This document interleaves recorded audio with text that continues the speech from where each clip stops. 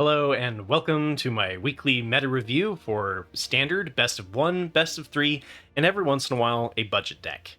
So this week we're going to start things off immediately with some best of three tournament winners. And first place for the Standard Challenge 32 on February 17th was taken down by Hear Me Roar with a Dimir Midrange list. And if we compare this to week 11 from Lost Caverns of Ixalan, there have been some substantial changes to this archetype. So first off, we've got two copies of Lasav Wearer of Faces, which is a new card from the Murders at Karlov Manor. You get a 2/3 that whenever it attacks, you exile target card from a graveyard, then investigate. And whenever you sacrifice a clue, you may have Lasav become a copy of a creature card exiled with it until end of turn. So this kind of gives you that Invasion of Amonkhet feeling of being able to create, make them discard cards and then take something from their graveyard and become a copy of it. And the clue token also gives you good dig, gives you some nice draw, and then also the 2/3 body is not bad against the early aggression of Boros Convoke or the mono red aggro. Very curious to see how Lasav Wearer of Faces fits into this list. And then we've got 3 copies of the Ledger Shredder, which we've seen this one kind of come and go in popularity.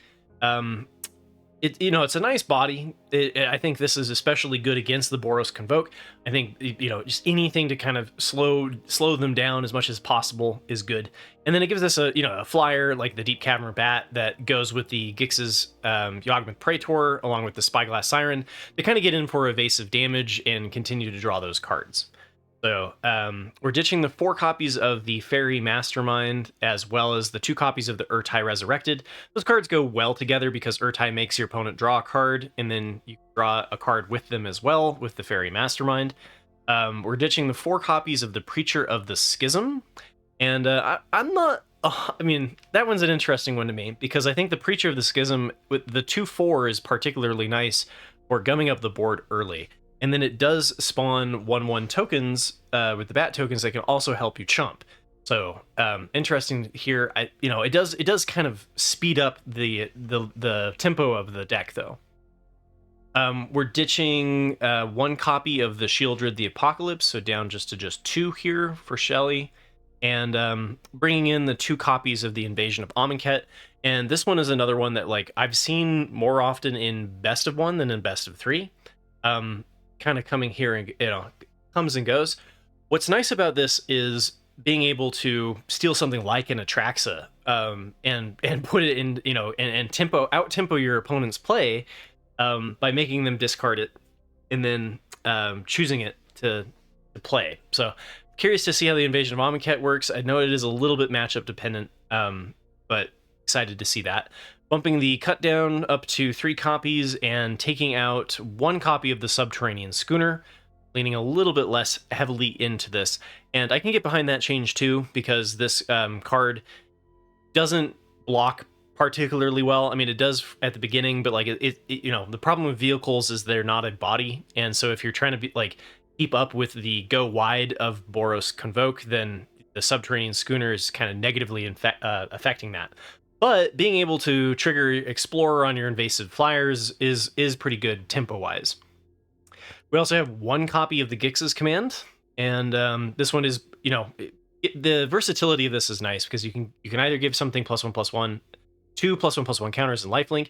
You can destroy each creature with power 2 or less, or you can, if you're up against control and you need to try to outvalue your opponent, you can bring back 2 cards from your graveyard to your hand, and then you can also have them sacrifice a creature with highest power among creatures they control. So kind of a selective edict, but this is a nice one of to include against, I think, especially against the Boros Convoke strategies. And then we've got 3 copies of the Cryptic Coat, which is another one that a new card from the Murders at Karlov Manor, and this gives us some unblockable damage. So if your evasive threats are not getting there, then Cryptic Coat can get the job done. The other thing, too, that's really nice about Cryptic Coat is that for 1 and a blue, you can return the equipment to your hand, and then the cloaked card stays on the battlefield as a 2/2 2/2 ward 2. And then you can pay 5 to just continuously do this every turn. So you're giving yourself an alternative threat that some decks really struggle against. As far as the lands go, we've got one copy of Field of Ruin, making it into the list for against enemy man lands. We've got the Restless Reef, which can be helpful for sealing the deal against the control matchups. And then we've dropped one Shipwreck March and one Swamp. As far as the best of 3 sideboard goes, we've seen some changes here as well. So we've got one additional Tishana's Tidebinder in the sideboard. And again, this one is kind of matchup specific, so I like it here in the sideboard instead of in the main. And then we've got, we're ditching both copies of Anoint with Affliction, so cutting that entirely. And taking out the one copy of Cut Down because we brought it into the main. And increasing one Dreams of Steel and Oil, which allows you to specifically target an artifact or creature card. Sort of like Duress, but for creatures and artifacts. So this one's a little bit of artifact hate. If your opponent is maybe sideboarding into an Urabrask's Forge, for example. And then we've ditched one copy of the Gix's Command from the sideboard is now in the main, so we're only down to one copy in the sideboard. And then we're ditching 2 copies of Negate, not running any negates. And we're running one Unlicensed Hearse, which we're starting to see more like, so there's the Rakdos Reanimator, but there's more stuff along with like the Azorius Midrange deck that is utilizing their graveyard. So adding the Unlicensed Hearse is a nice way to attack your opponent's graveyard. There are a couple of matchups where that would be advantageous to bring in. And then we've got 3 copies of the Glistening Deluge. And I think the Glistening Deluge is kind of an interesting choice here. So instead of, it gives all creatures -1/-1, and then if they are green or white, they get an additional -2/-2 until end of turn. And we've seen stuff like the Night Clubber, and we've seen the Path of Peril, which just destroys everything. And what's nice about this is that the Path of Peril wipes your own board too, because you have one of the faster mid-range strategies. Dimir Midrange is almost into that aggro kind of place. And so what Glistening Deluge allows you to do is to hit your opponent's board, but not affect yours. And especially good against the Boros Convoke strategy, where you can give everything -3/-3, and that pretty much does the job that it needs to on turn 3. So really curious to see how this Glistening Deluge does over the Path of Peril. And I like that change a lot. We've got one copy of the Aclazot's Deepest Betrayal, which we've seen kind of growing in popularity to have one of. It's particularly nice against some of those aggro matchups because of the lifelink. And then we've got one copy of Virtue of Persistence, and this one gives us some targeted removal where we can gain life, but then on the flip side of it also gives us some better graveyard animation if we can get to where we play this for 7. So I like how this is it kind of hits the early and the late game as an option to bring in on the sideboard. And then we're ditching the 2 copies of Liliana of the Veil, playing heavily into making our opponent's discard is just not particularly effective against the meta right now, so I can get behind ditching the 2 copies of Liliana. Second place was taken down by King Harry with Azorius Control on the Standard Challenge 32 on February 17th. And if we compare this to week 2, so just last week, of Murders at Karlov Manor, we can see that they took it in a little bit of a different direction. So we're bringing in the 2 copies of the Hornlock Whale. This was one that I was kind of speculating might see some more play in Murders of Karlov Manor. It's just a nice threat in the game on top of the Wandering Emperor. Now, one of the to diversify your threats is important because like Deadly Cover-Up and the End can kind of eliminate your single point strategies, along with things like Pithing Needle and things like that we've seen occasionally brought into the best of 3 sideboard. So I like having the additional threat. And then we've got one copy of Deduce, and I'm curious to see if we end up seeing more of this, because it's draw 2 for 4, which isn't particularly good, but it can be spread out over multiple turns. And so being able to figure this, fit it into your mana curve while you're holding up a counterspell kind of gives you some interesting options. So I'm happy to see Deduce being explored here. We have ditching the 4 copies of Get Lost, so not running any of those. And then we're checking out Urtai's Scorn, which I haven't really seen in a lot of lists. And this one is a 1 and a blue if your opponent casts 2 or more spells this turn to counter target spell. Otherwise, it's a cancel for 1 double pit blue. And I really like this because, you know, the Boros Convoke deck is definitely double spelling. So being able to eliminate their double spell for 1 and a blue, I think, is a particularly nice option to bring in, especially when we're seeing Boros Convoke start to take over Esper Midrange in popularity. And then we've ditched one copy of Quick Study, so just down to 3 copies of the Instant Speed Divination to draw 2 cards. And yeah, and then the rest of the list is the same as last week, except for a little changes here to the lands. So we're down 2 copies of the Adarkar Waste, the Painland, and we're down 1 Mirrex, ditching the Mirrex, and bringing in 2 Meticulous Archives, which is the Surveil land from the Murders at Karlov Manor, and we're bringing in 2 more copies of Seachrome Coast. So, and ditching 1 Restless Anchorage. Yeah, so land count's the same, going down 1 land, tweaking the lands a little bit.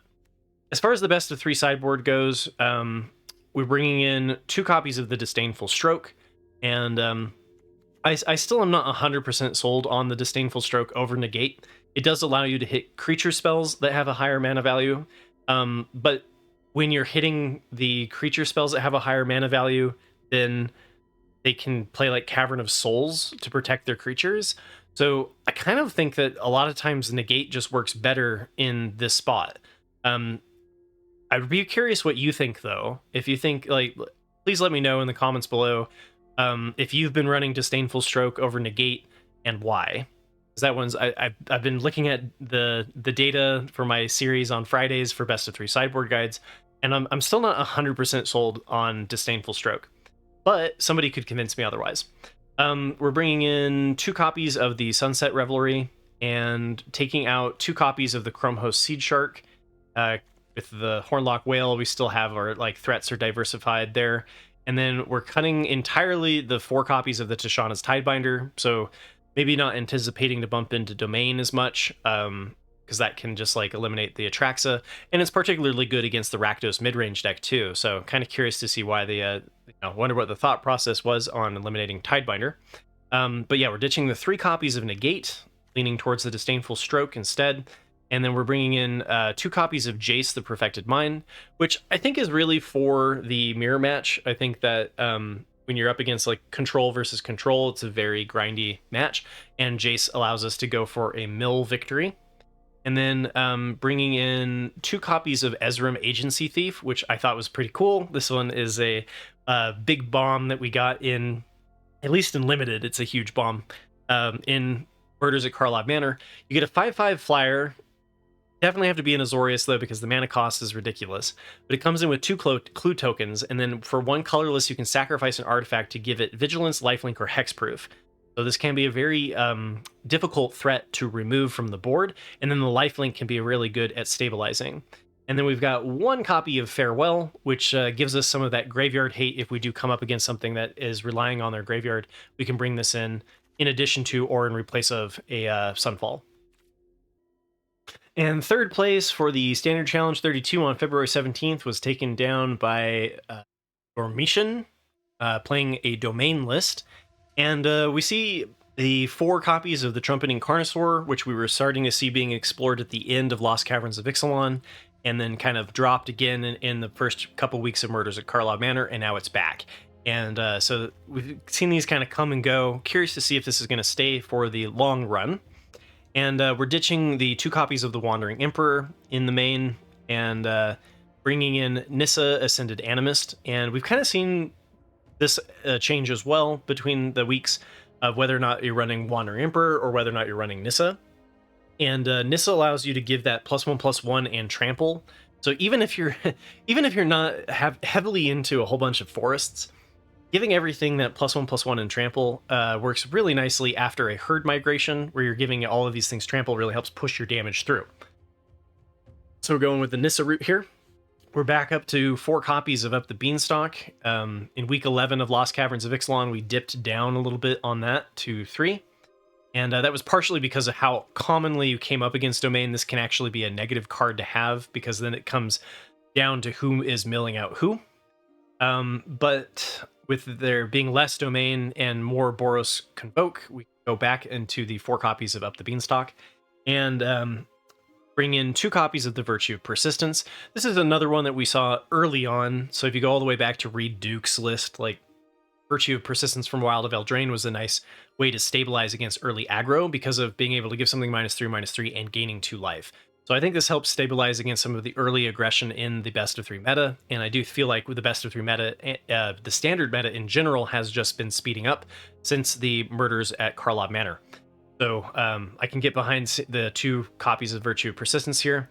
But what I am surprised to see missing is they cut the 1 copy of Temporary Lockdown, and they cut the 1 copy of Depopulate. And they also cut the 3 copies of Invasion of Zendikar. And so, like, you know, they're not doing the Topiary Stomper into the Invasion of Zendikar line in this list. They're just getting rid of that entirely. And getting rid of the earlier Wraths, which it would help stabilize against the Boros Convoke strategies. So interesting strategy here, or interesting take. And then as far as the lands go, we've ditched 1 Agonjo and 2 Spara's Headquarters, down 2 Spara's Headquarters, to bring in 2 Rafine's Towers. So kind of tweaking the land to reflect the changes to the deck in the main here. And then as far as the best of 3 sideboard goes, we can see Malira, the Living Cure, is brought in anticipation of sideboarding in against Bant Toxic. And we've seen 1 more increase of Knockout Blow, so running a full set of 4 Knockout Blows for Mono Red. And then we've ditched the Tishana's Tidebinder, is gone as well. And we've got the no copies of Temporary Lockdown in the main either. So no Temporary Lockdowns, which is great against the Bant Toxic and the Boros Convoke. So curious about that one. But then we're also ditching the Nissa and bringing it in from the main. And the rest of the sideboard is the same from week 11. These Frillbacks I do think are going to see more play in best of 3 because of being able to exile target player's graveyard. And you're going to want to start bringing in some graveyard hate against, or at least having the option in your sideboard. All right, and then another first place winner here, this time for Standard Challenge 64 on February 18th, was taken down by with a Bant Poison deck by Diamond Commando. If we compare this to week 9 of Lost Caverns of Ixalan, which we started to see in the last couple of weeks, we started to see Bant Toxic blossom into popularity, and it looked like it was going to be doing really well, but it I think is kind of being replaced potentially by the Boros Convoke strategy. So it's nice to see Bant Toxic still taking down a first place. And as far as comparing the list, what we've seen here is 1 more copy of the Jawbone Duelist. They're running a full playset of 4 of these, ditching the Annex Sentry entirely, as well as the 3 copies of Experimental Augury, and running the Skrell's Hive at 4 copies, Charge of the Mites at 3 copies, and so curious that they decided to take out the Experimental Auguries in the card draw aspect of it, as well as the Annex Sentry for a little bit of disruption.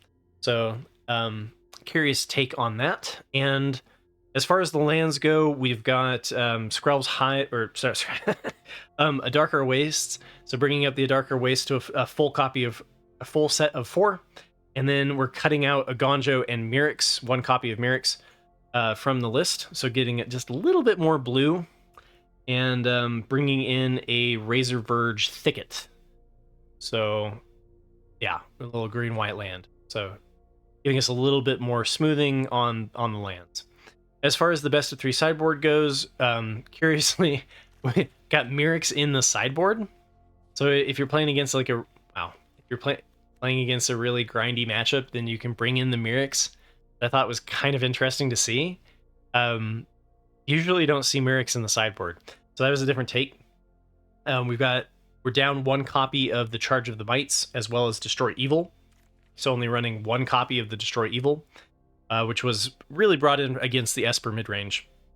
And then we're bringing in 2 copies of the Doorkeeper Thrall, and I really like this. I think this is a really good tech against there's a lot of things that have interesting ETBs.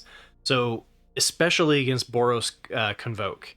So this gets rid of, this alone stops the Imidane's Recruiter from happening. It stops the Convoke strategy off the Knight Errant of Eos. So I expect to see Doorkeeper Thrall as an interesting inclusion to counter the Convoke strategy outside of doing something like the Temporary Lockdown, which would negatively affect your board as well. So you do have to be a little bit careful about what ETBs you're affecting. In this deck, you're ditching the Annex Sentries partially so that you can bring in the Doorkeeper Thralls. So you got the Annex Sentries in the sideboard instead.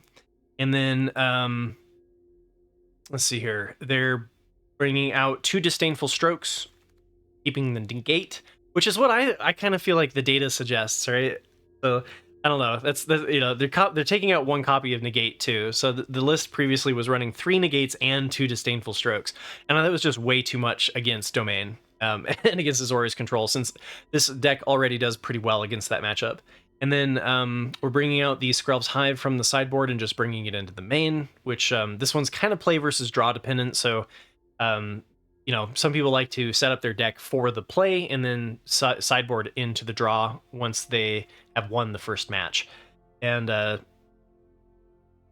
so deciding enough to bring in that we want 4 Skrelv's Hives on the play in most matchups. Bringing in a Lantern Flare, which allows us to deal X damage to target creature or planeswalker, and you gain X life. And X is the number of creatures you control. So since this is a board flood strategy, this works pretty well for some removal, and then gives us that life gain, which kind of can work like another knockout blow, but not necessarily against just mono red. And then we've also got 2 Tokashia's Welcome, and this is one of those cards that you're going to want to bring in if you're in a mid-range matchup and you're trying to get a little bit more value off of your card draws against your opponent. All right, second place was taken by CSW with an Azorius Control list. So this is version 2 for Azorius Control. And if we compare this to week 2 of the Murders at Karlov Manor list here, we can see that nothing has been changed from the main board, except for some lands. So we've gone from 4 copies of A Darker Waste down to 1, and in its replacement, we've gone with 2 Sunken Citadels, which I thought was kind of an interesting one to see. When it enters tapped, and then you choose a color. You can add 2 mana of the chosen color, but only spin this to do land sources, which you can use for like your man lands. So exploring there. And then 1 more copy of Mirix over the 3 Azorius Pain lands. So bringing in a little bit more colorless, see if the mana base can take it, putting a little bit more stress on the mana base. What really, the reason why I wanted to bring this up was because of the best 3 sideboard. Notably, only 14 cards, so this doesn't even have a full 15, and it still took down second place, right? So like, you could have just put in 1 more of like anything, right? But I guess they had their strategy. So we're seeing 2 more copies of Elspeth's Smite brought into the sideboard, or eliminating some of the early aggression. 2 copies of Disdainful Stroke, but we're seeing this in addition to Negate. Bringing out 1 copy of the Negate, so not 3, the 2 Disdainful Strokes, and then the Chromehose Seed Shark.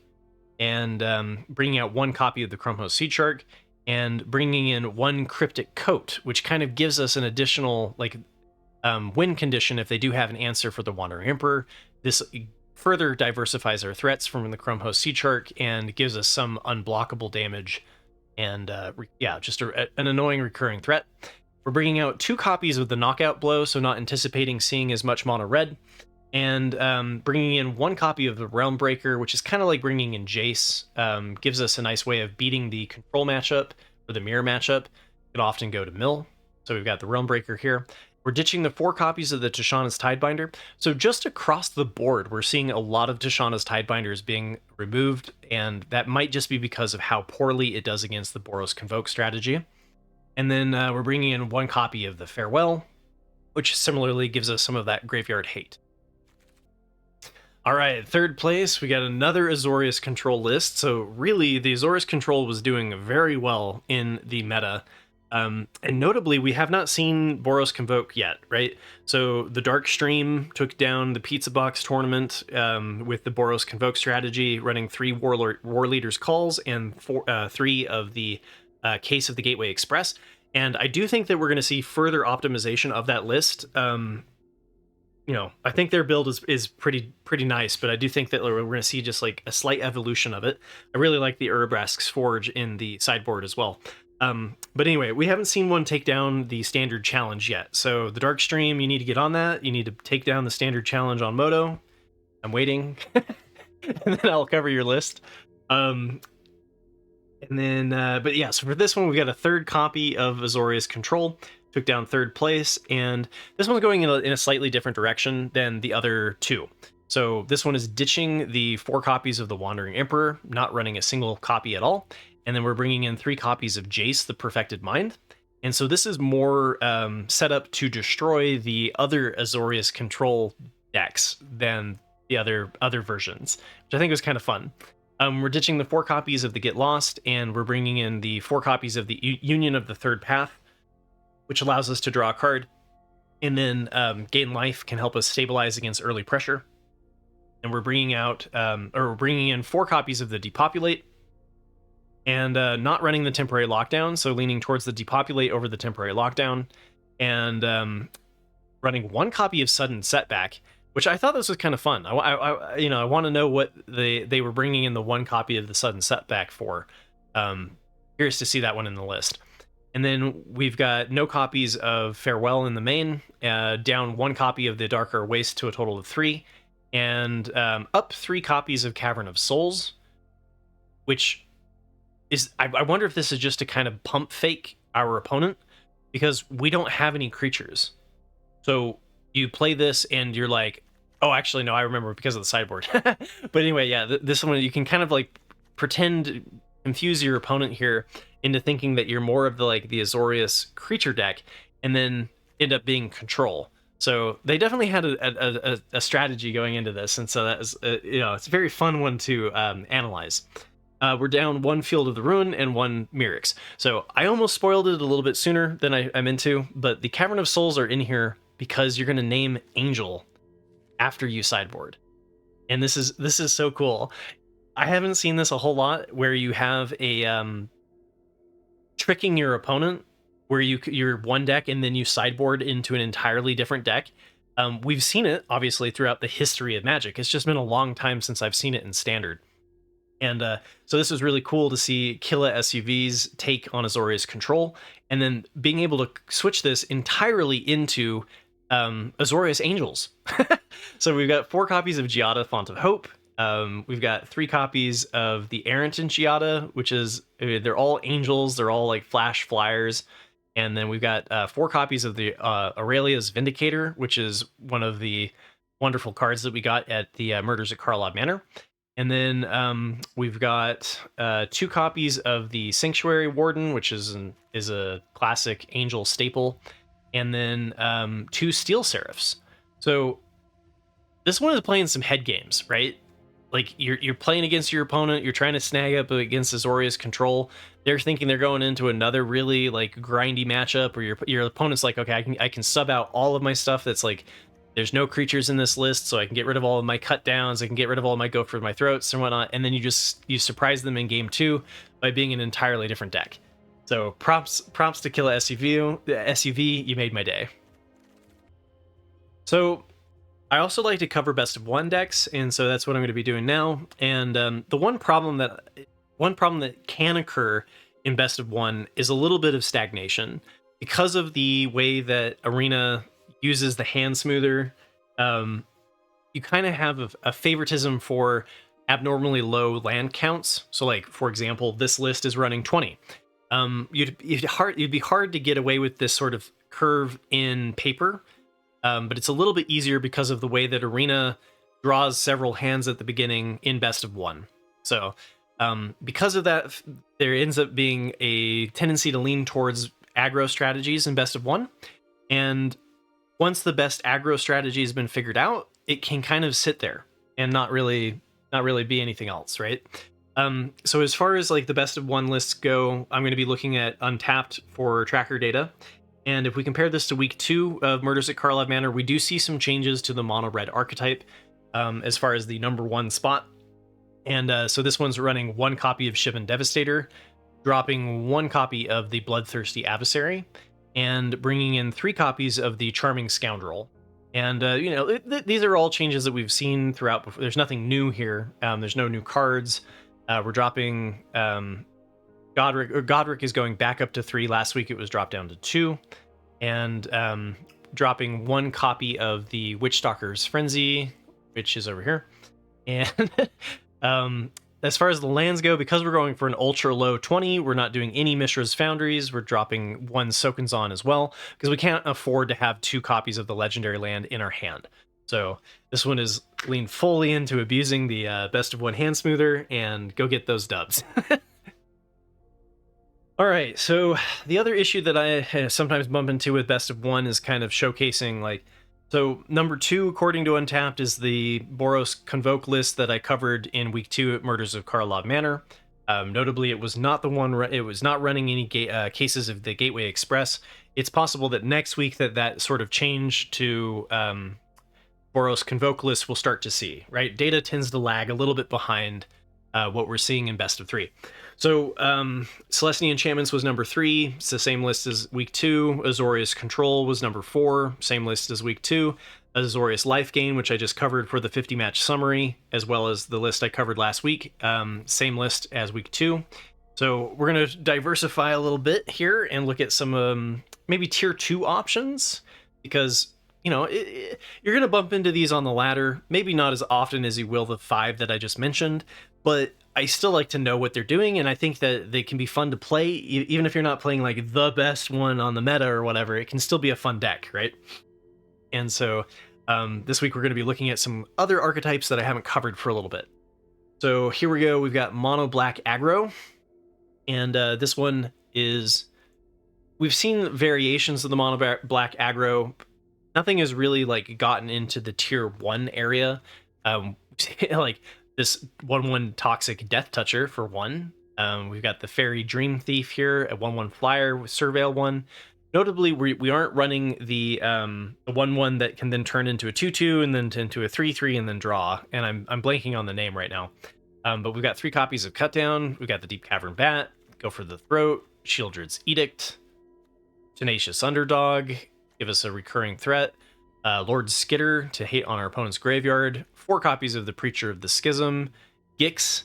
So we kind of see, like, in my opinion, why this is like inferior to just running like a Dimir Midrange list, is that you don't have as many flyers to take advantage of Gix, but you get to play more with the double pip black cards. So we've got like Liliana is really good at fighting the, like, you can attack their hand and destroy strategies like control, but you can also make them sacrifice a creature, which can work really well against certain aggro strategies. And then we've got Shieldred the Apocalypse, Gix's Command, Aklazotz, and Virtue of Persistence. So really what this has in favor for it over like the Orsov Life Gain deck, for example, is like it just has a very consistent mana base because you're only running 1 color. So it does feel like maybe it's lacking a little bit of power because it is only stuck to the black cards. So, but still, I'd be willing to run this for 50 matches on the best of 1 ladder and see how it does. I think it could be a lot of fun. All right, another one that I think is worth a mention. If you haven't seen this already, and you are a budget player, I mean, I should have started this off as my first list again, right? But I screwed up, so forgive me. This is the final version of where the budget mono blue tempo list that I covered a couple of weeks ago has kind of settled as far as the tracker data is concerned. So if you're looking for a good budget list, I can highly recommend this one. I do think it's the best as far as a list that has no rares. This is all just commons and uncommons. You've got the Disruptor, Spyglass Siren, Ginger Brute that you can then ninjutsu with the Moon Circuit Hacker or with the Prosperous Thief. And then you've got some disruption with Machine Over Matter and Fading Hope. So we're ditching the one that allowed you to give like hexproof to your creature and untap.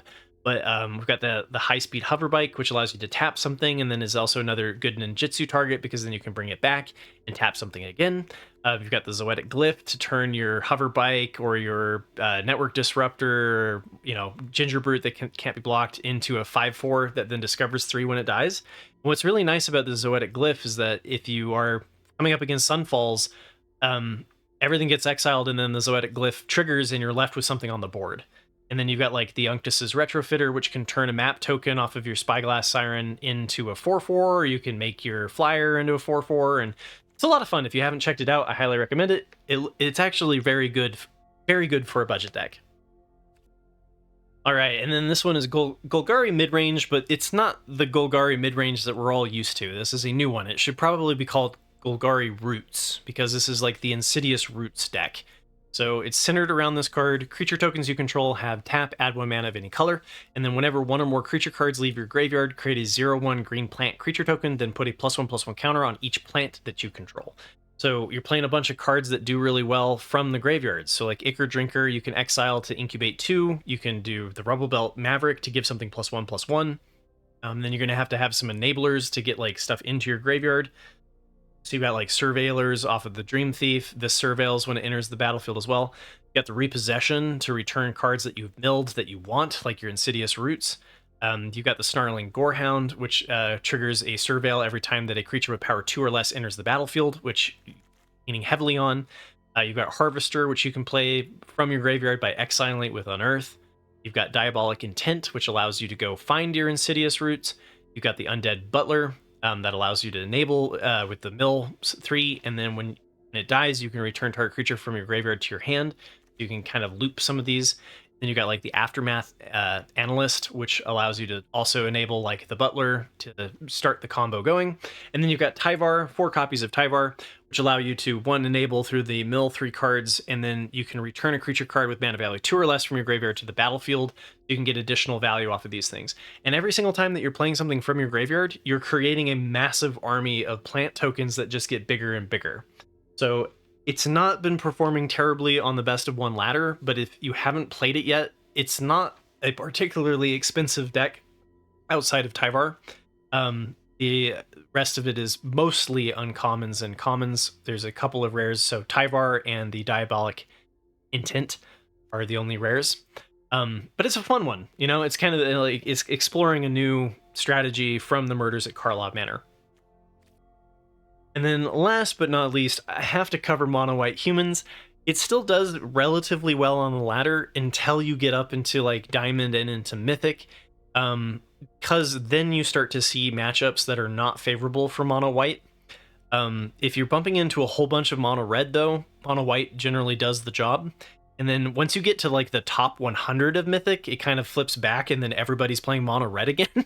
And so like it really depends on where you are on the ladder about whether or not Mono White is going to perform well.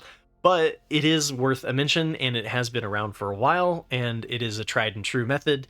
And so this one is running 3 copies of the Knight Errant of Eos. We do have the 2 copies of the Sanguine Evangelist. Sometimes you see some fluctuations in these numbers. We're not running any of the Anointed Peacekeepers, but we've got the 4 copies of Cathar, 4 copies of Adeline, 3 copies of Thalia, 2 copies of Ossification, Intrepid Adversary, Coppercoat Vanguard, and this is not the Extraction Specialist, so this isn't like tweaked as heavily against Mono Red as it can be. So where this is extending a little bit more board presence to make it a little bit more favorable in other matchups. And we've got 2 copies of Skrelv for a little bit of protection. And yeah, it's been around for a while. If you haven't played some Mono White Humans, I can definitely recommend this list. It may not be tier 1 depending on where you are on the ladder, but it is still a fun list. So thanks for listening to my ramblings. I do this every single Sunday, so if this is your jam, remember to hit like and subscribe. And if you have an archetype that you think I should cover, or you want my thoughts on, let me know in the comments below. And I'll be putting up a poll with the kind of off-meta picks for the 50-match summary.